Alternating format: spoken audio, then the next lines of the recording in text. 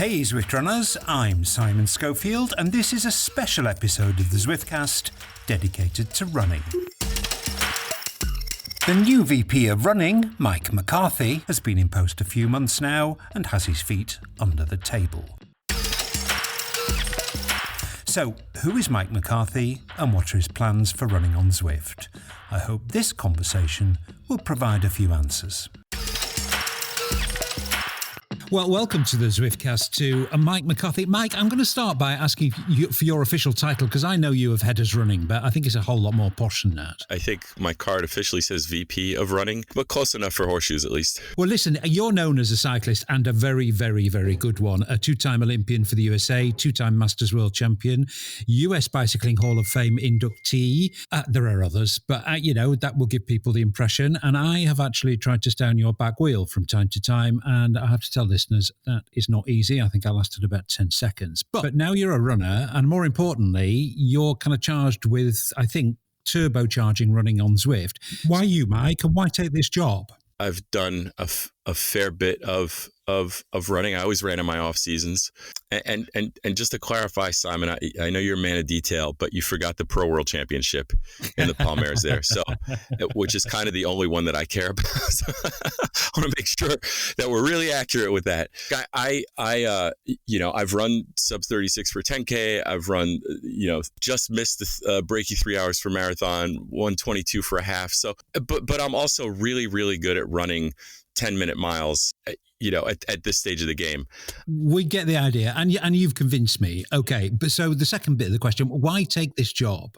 Well, I think, within Zwift, I'm regarded as someone who's non-abrasive and can usually build consensus pretty well. I also have a passion for goals and achieving goals. And I can also be pretty annoyingly persistent when it comes to trying to achieve things. So I think Eric looked at those three factors, and I thought, wow, it'd be pretty awesome to be able to run a business here. So when Eric came and approached me with the idea, I was all over it. It's certainly not without risk. We have a lot of work to do, but in terms of potential, it's pretty massive. Little background on you, Mike, because I'm sure runners, will be interested to know who's leading them into the promised land of milk and honey. I mean, you had a successful career in financial services, I think, before joining Zwift. Yeah, that's correct. And as the story goes, Eric came to pitch me to invest in the early round in Zwift, and instead of my money, he got me. And I'm not sure what the better trade would have been then, but it's been a great run, and certainly I think for me, it was a dream job. 16 years in finance was a great transition out of cycling. But it was time to go back to doing something I loved. And certainly I'm super passionate about cycling and fitness in general. So this was a great fit. Yeah. Okay. Let's get a bit more specific. I think it would be fair. Yeah, enough with this fluffy stuff. Come on. I think it would be fair to say, Mike, that running on Zwift has got off to a slow start. Now, that might well be deliberate. But is your appointment now a signal that, this is the kind of turbocharged boost pressed for running on Zwift? So I think in order to answer that question, if it's okay with you, it's probably worth taking a step back and thinking about how we started running versus how we started cycling. Cycling was obviously the first product all in. There was an incredible product market fit. There was an incredible clarity on what we were solving for. Everything about it was just lined up. Fast forward to running. Running started off as an Easter egg in the game. It was an experiment. John was playing around, wanted to start doing some running, but once somebody exposed that Easter egg at Eurobike, the community got hold of it.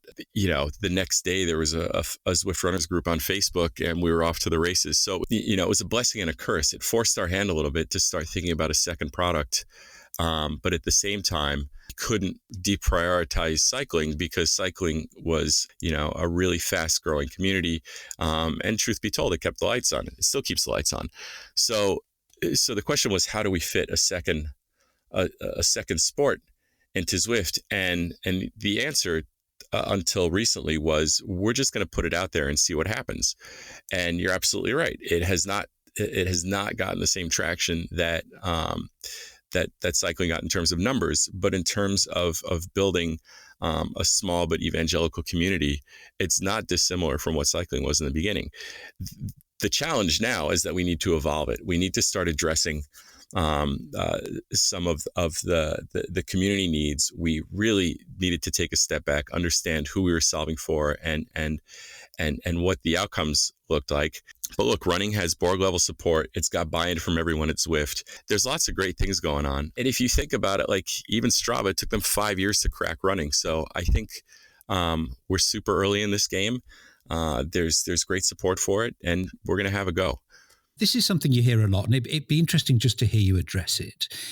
And you've referred to it actually: right product, right market, product market fit. Cycling, it kind of, when Zwift came along, it was like a dam bursting. It was like there was this huge pent up demand for something interesting to do, riding your bike inside, and Zwift was kind of overwhelmed with the response.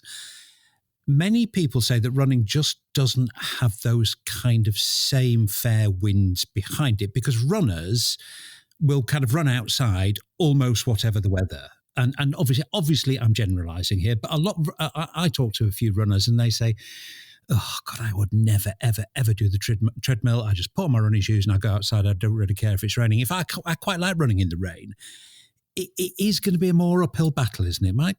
I just think it's a different battle. When you think about cycling, average ride times globally are over an hour. Weather, traffic, access to outdoors, those are all like headwinds. So is efficiency. If you're going to go out for that winter ride, you better make sure that you have plenty of time either end to get dressed and undressed and warmed up and etc. With Zwift, you can get 60 minutes of quality ride time in 60 minutes. There are no junk miles. It's super efficient. And I think the big thing with cyclists is there was a real desire to ride indoors if only there was the right content solution. And we came along and provided that content solution. The treadmill for runners is an interesting thing. I mean, there's no secret. It's referred to as the treadmill. And so my opinion, I think that widely shared opinion at Zwift is that we are not, whereas there's a clear option for people cycling to ride indoors and that it's the better option. We need to build a product for running that actually compels people to run on a treadmill versus running outdoors. Yeah, there's the efficiency thing, time of day for some people, safety, some people weather, etc. But the barriers to running outdoors are pretty low compared to riding outdoors. So I think what you're saying is the product almost has to be better than the cycling product to make it effective. Now, smart trainers have been absolutely critical to cycling success.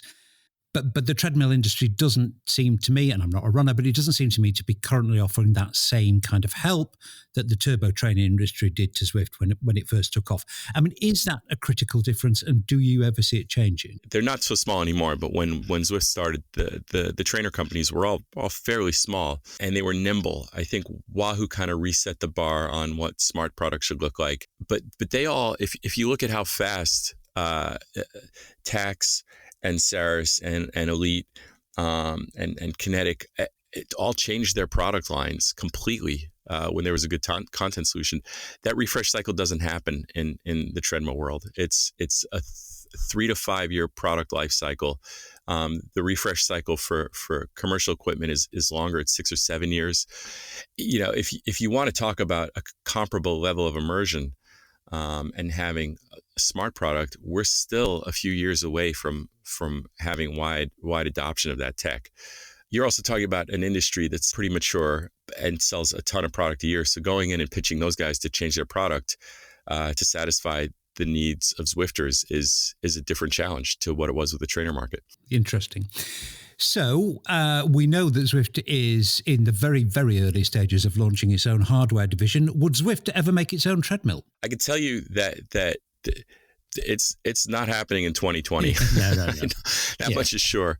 But it's there are always scenarios to look at. They're build or buy scenarios, and I think with the FitTech group that we have now, nothing's off the table. Interesting. Okay. All right. That's definitely not a no. It's not a Zune, but it's not a no. Interesting. Another critical factor in cycling success, Mike, has been the gamification, and we've talked a little bit about this, about how the product has to be compelling and immersive. But I mean, as we stand at the moment, there's little or none of that in running. Will it come? And do you agree that the gamification thing is super important? Well, I would actually, argue that there's little of it in cycling either. Most of what we have now mimics the outdoor experience. The outdoor experience on a bike just happens to be more immersive than the outdoor experience with running. There's no drafting in running. There's a difference between manipulating power, for instance, with a power up for running, or for cycling rather, than there is with manipulating pace with running.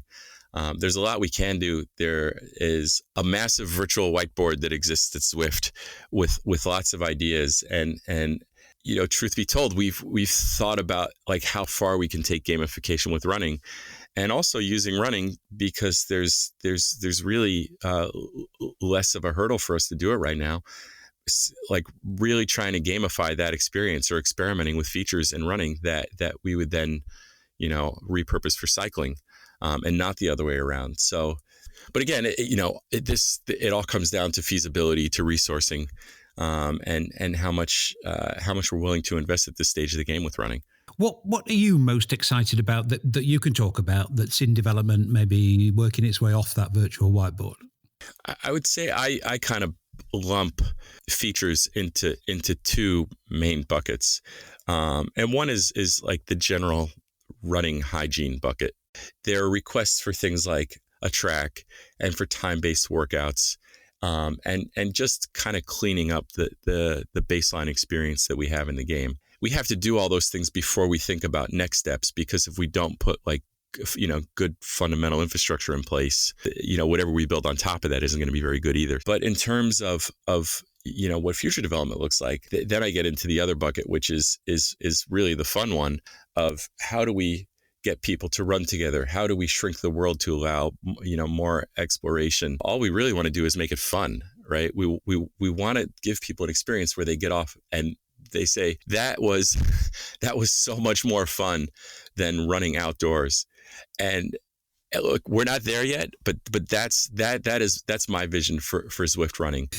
Look, we often hear, and it's no surprise to anybody who's got any understanding of how a company runs, but we often hear that the programmer's time is not unlimited. I mean, it can't be, and cycling, as you say, keeps the lights on.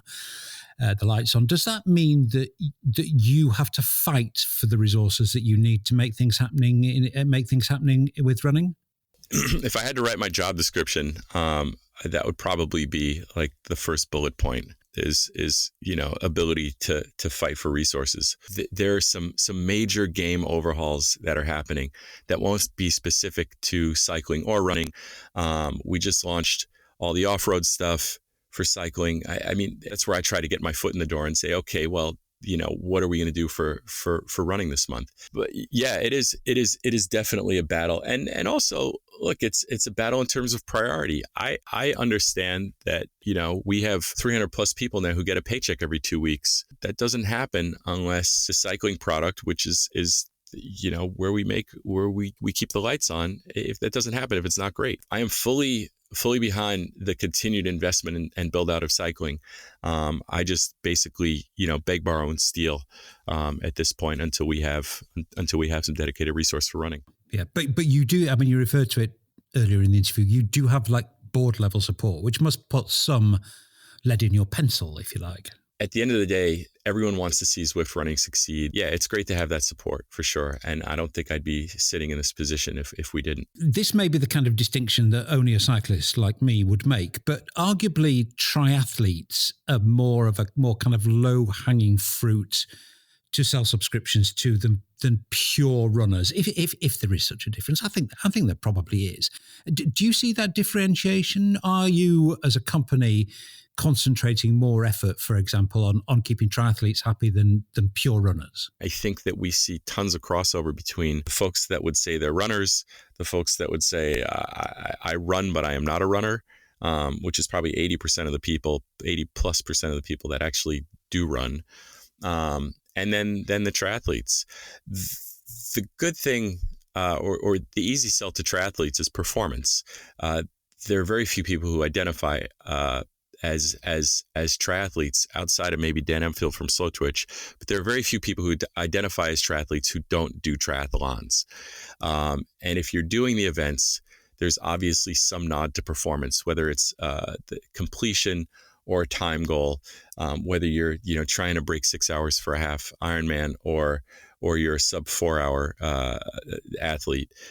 You're always thinking about ways to be more efficient, to get a little bit more speed out of the effort, and clearly Zwift has demonstrated the ability to help people be better athletes, or whatever their definition of athlete was. So it is easier with triathlon to make a case. Also, if they're riding on the platform, there's no reason they wouldn't run on the platform as well, assuming they had access to a treadmill. But triathlon is super important to us and will continue to be so. Much smaller market than running, but certainly super engaged. Okay, onto some specific things, and I feel duty bound to ask this, but I kind of know what's going to be coming from you, because I do understand how Zwift execs have got to answer these questions, but then I hope you understand that I'm also duty bound to ask them, because part of my role is to ask the questions that the community wants asked. So I'm going to ping a 4 or 5 quick fire things at you.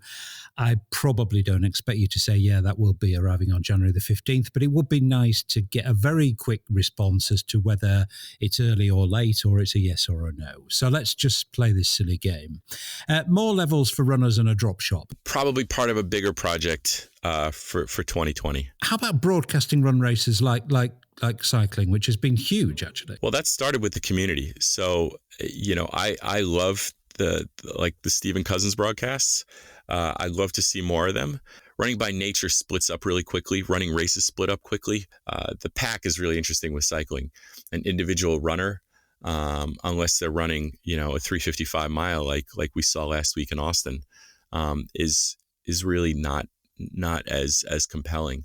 There are things that we're thinking about there that will improve the experience, so that people of all abilities will be able to run together at the same time.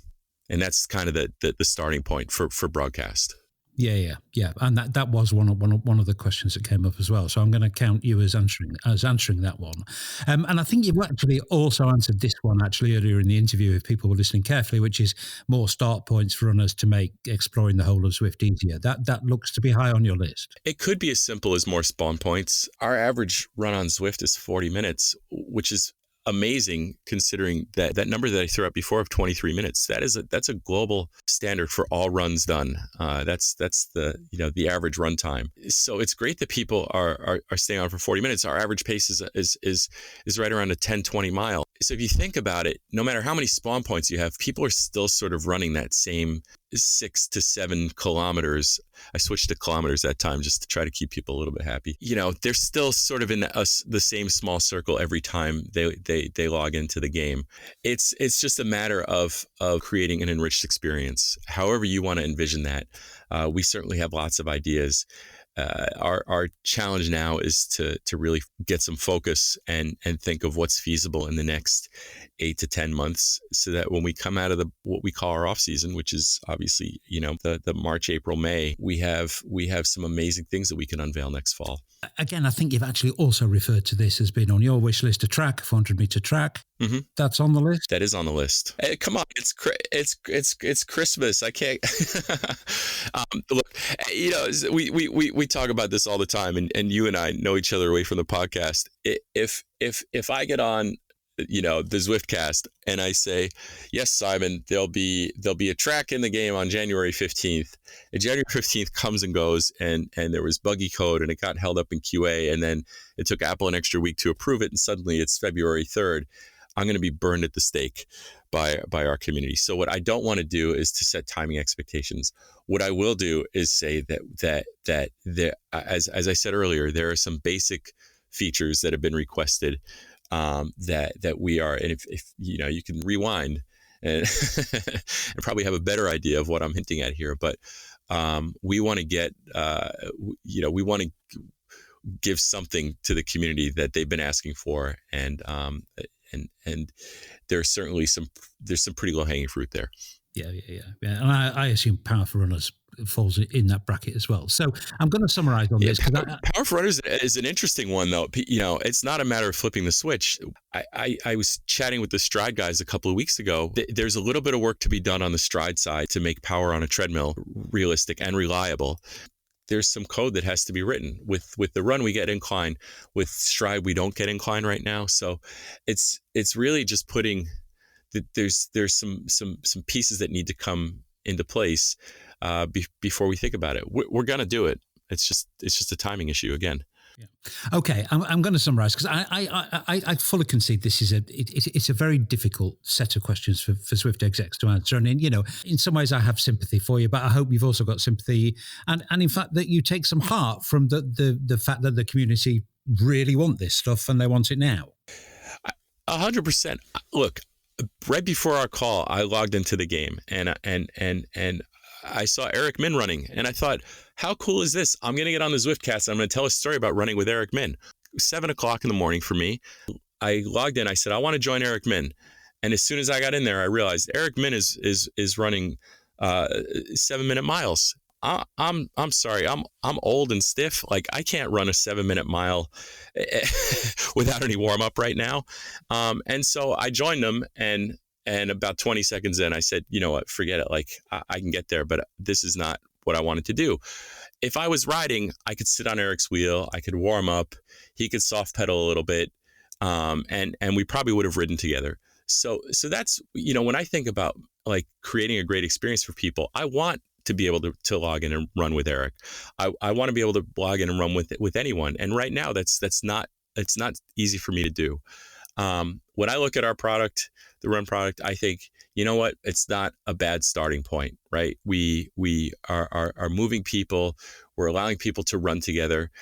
I'll say it's a lot easier to run with people to meet other people to run with on Zwift than it is running outdoors in most cases. But the experience has to be better, right? We have to have some equalization there somehow to allow people to run together. And it just overall, the social experience, the fun part of it, the immersion has to improve if we really want to make this work. Yeah. That's quite a big thing, equalization then. Yeah. It is a big thing. And I apologize to you for my long answers because I always appreciate people being succinct, but I think the answers to the questions you're asking are not simple answers. And the farther we get into it, the more complexities we realize. Yeah. So that comes with the territory.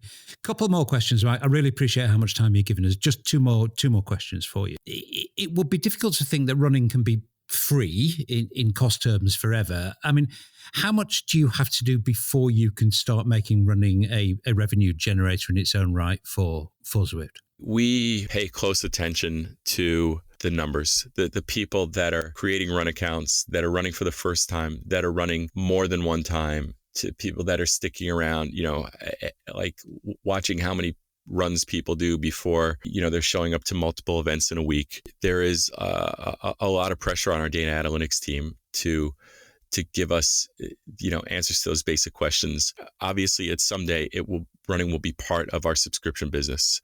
How we do that remains to be seen. When we do that remains to be seen. But we're not going to do it before we have a product that really excites people, and before we have a community that's going to support it.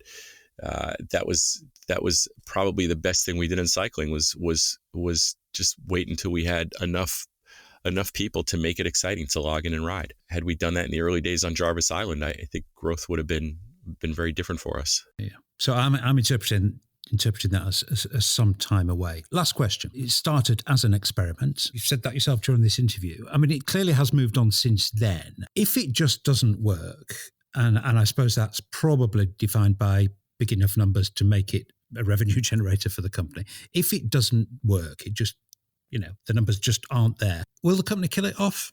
So the reason that I took the job is that there was a conversation that happened at a board meeting, and I don't like to talk about the board meeting stuff, but it was one of our board members, Eric said to Eric, what are we doing about running? And Eric said, well, we're going to try running, and if it doesn't work, then if it doesn't work in a year, we'll put it away. He said, no.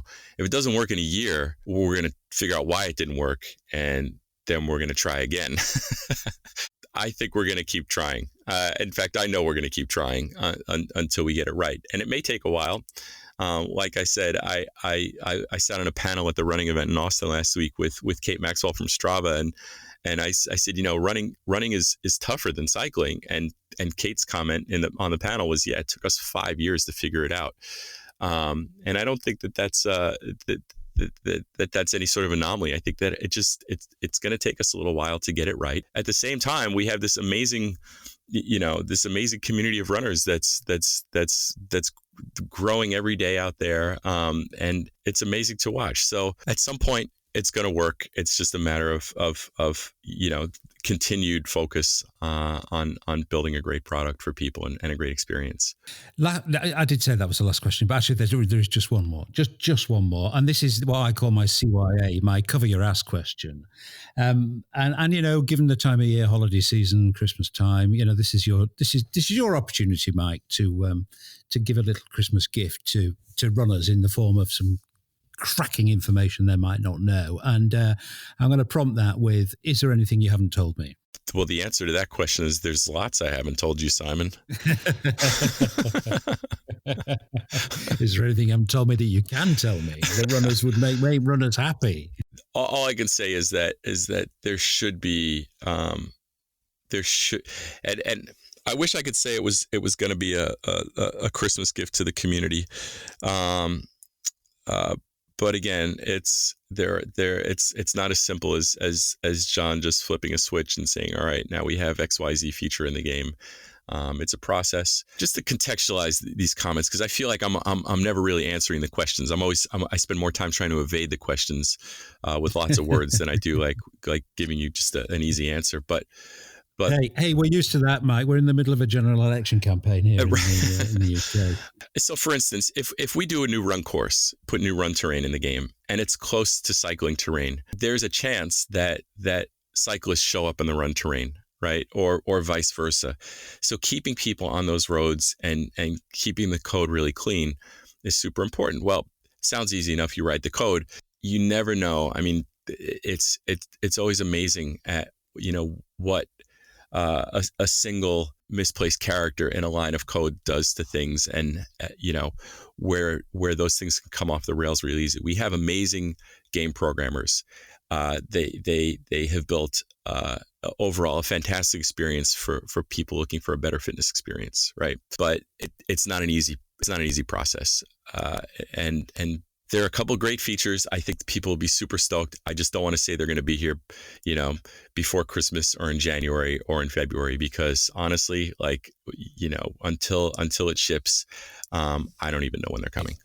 Honestly, truly grateful for your time, and I know how busy you will be, and it's a busy time of year, and I know there's a lot of stuff going on at Zwift this week that takes a lot of people's time. So really, really, really pleased that you've given us this time, Mike. Thanks very much indeed. Hopefully this was the best 25 minutes of non-answers you've ever had.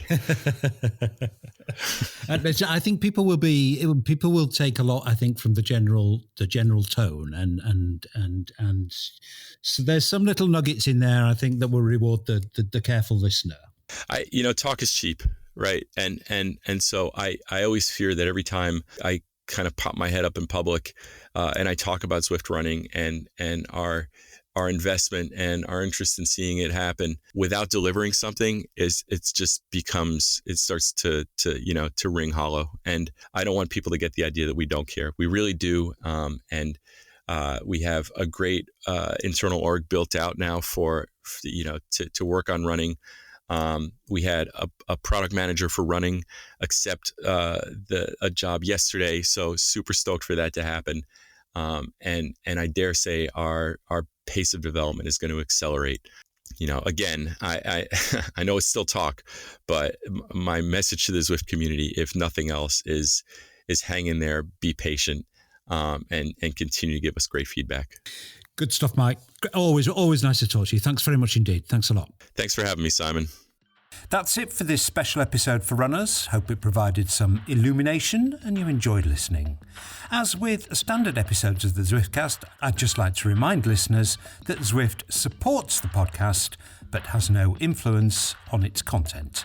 Thanks for listening. See you next time.